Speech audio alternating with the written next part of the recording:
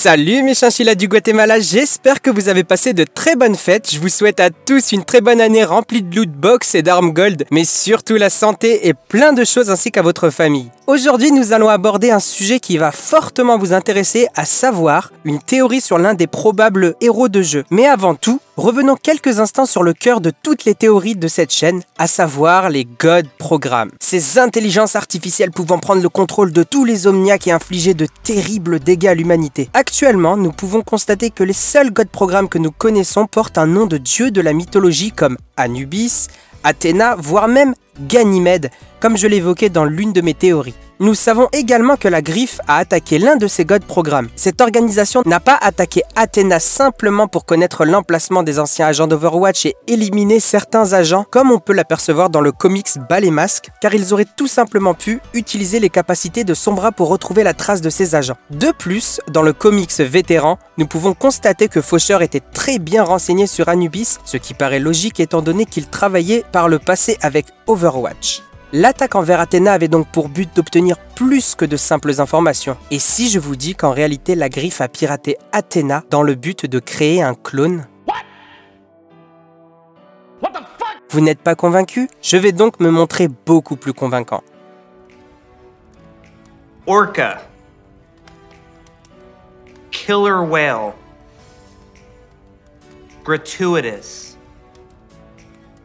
Orca, Killer Whale, Gratuitus. Que veulent dire ces mots selon vous? Le mot Orca se trouve sur le vaisseau, faisant office de spawn dans les diverses maps du jeu. D'ailleurs, nous avons également été teasés par Jeff et le créateur de l'histoire d'Overwatch concernant le pilote de ce vaisseau. Il s'appellerait donc Ray et pourrait avoir une bonne barbe des familles. Bon, mis à part ceci, qu'est-ce que Killer Whale et Gratuitus? Killer Whale représente l'orque, donc toujours en lien avec ce vaisseau.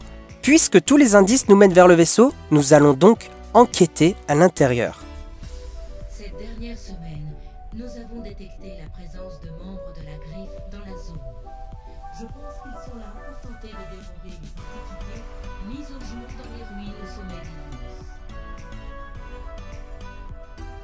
Cette voice line est tellement intéressante, alors selon Athéna, la Griffe a cherché quelque chose en Grèce. Une fois de plus, nous nous rapprochons de Athéna, qui est évidemment une divinité de la mythologie grecque. Reprenons aussi les fameux mots que Jeff a donnés durant le livestream et gardons uniquement les dernières lettres de chacun de ces mots. Donc A pour Orca, R pour Killer, E pour Wall et S pour Gratuitus. A-R-E-S. Arès est le prénom du beau-frère de Athéna dans la mythologie grecque, le dieu de la guerre offensive et dieu de la destruction. A-t-on enfin une piste concrète concernant le héros 27? Est-ce ce fameux Colossus? Ou bien, selon vous, est-ce le nom d'un autre God Programme? Si tel est le cas, quelle sera son utilité pour la Griffe? Cela pourrait être une opportunité pour Blizzard de nous offrir un nouveau mode d'insurrection pour 2018 et d'introduire le fameux pilote du vaisseau. Vous imaginez une nouvelle insurrection provoquée par la Griffe à l'aide de Arès et les anciens agents d'Overwatch qui tentent de les arrêter à l'aide d'Athéna? Ah,